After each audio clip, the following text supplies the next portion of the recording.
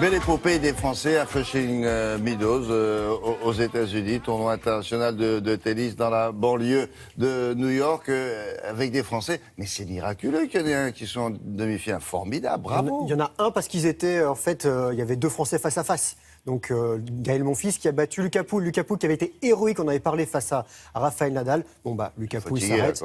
Fatigué, voilà exactement. Et Joe-Wilfried Tsonga qui lui a abandonné face à Novak Djokovic. On va commencer par ça, c'est ce qu'il y a de plus frais, de plus chaud. Regardez Joe-Wilfried Tsonga qui a abandonné en début de troisième manche de son quart de finale ici à New York. Le Français 11e mondial était mené 6-3, 6-2 par Novak Djokovic, le numéro 1 du classement et tenant du titre. Touché au genou gauche, le Manceau a fait appel au kiné. Le kiné qui l'a longuement manipulé donc au bord du terrain. C'est arrivé au début du match. Exactement. Le bandage a été placé sur le tendon rotulien, mais ça ne lui a pas permis d'aller jusqu'au bout. Dans le dernier carré, le Serbe Djokovic sera opposé à un autre Français, donc Gaël Monfils. C'est au moment où il abandonnait Tsonga. Le Parisien 12e mondial lui a mis fin au rêve américain de son compatriote Lucas Pouille.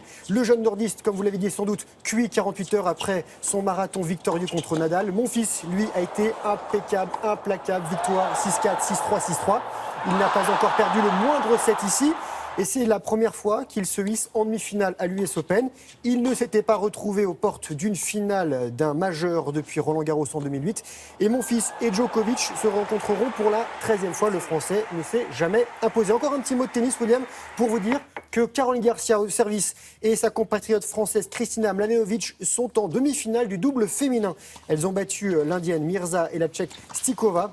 Garcia et Mladenovic ont remporté 5 titres cette année, dont Roland-Garros. Donc la France bien représentée du côté de New York. On connaît les autres demi-finalistes? Non, pas encore. Non, pas encore.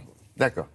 Bon, qu'est-ce qu'il y a d'autre? Du foot, oui. On ne va pas s'étendre, parce que... on va passer rapidement. C'était les qualifications, début des qualifications pour le Mondial 2018. Alors, Didier Deschamps parle d'une contre-performance. On ne s'étend pas, mais je vous montre quelques actions quand même. Il y en a eu plusieurs. Regardez, sur la pelouse de Borisov, les Bleus n'ont pas réussi à marquer. Le Biélorusse Kalachev, lui, a bien failli ouvrir le score en première mi-temps. Et après la pause, la France va accélérer. La France qui s'offre plusieurs occasions. Giroud, Griezmann, Kurzawa, entre autres, ont tenté leur chance. En tout, les Français ont tiré, écoutez-moi bien, 24 fois sans marquer. Prochain rendez-vous dans un mois face aux Bulgares.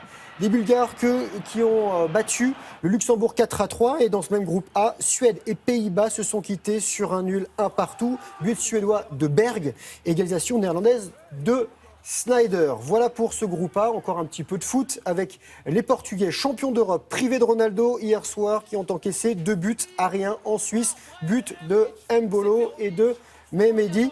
Et la Belgique, William, qui a dominé Chypre 3-0 avec un doublé de Lukaku. Mais si vous vouliez voir une victoire d'une équipe de France de foot, il fallait suivre les espoirs, les moins de 21 ans. En éliminatoire de l'Euro 2017, les Bleuets ont battu l'Islande avec des buts doublés de Tolisso 2-0. La France est deuxième de son groupe. Voilà pour le football. On parle un petit peu de hockey. Ouais. Voilà, avec des Rouennais qui se sont fait refroidir en Suisse. C'est en Ligue des Champions. Ils ont encore perdu 3e défaite des Dragons de Rouen. Regardez, donc Davos en jaune qui a éteint les Dragons de Rouen. Défaite 3-2 après prolongation des Rouennais qui n'ont toujours pas gagné le moindre match en poule préliminaire de cette Ligue des Champions. Donc ça se passait là-bas en Suisse.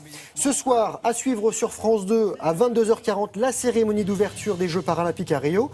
Voici quelques images du clip officiel de soutien à l'équipe de France que vous pouvez voir sur Internet.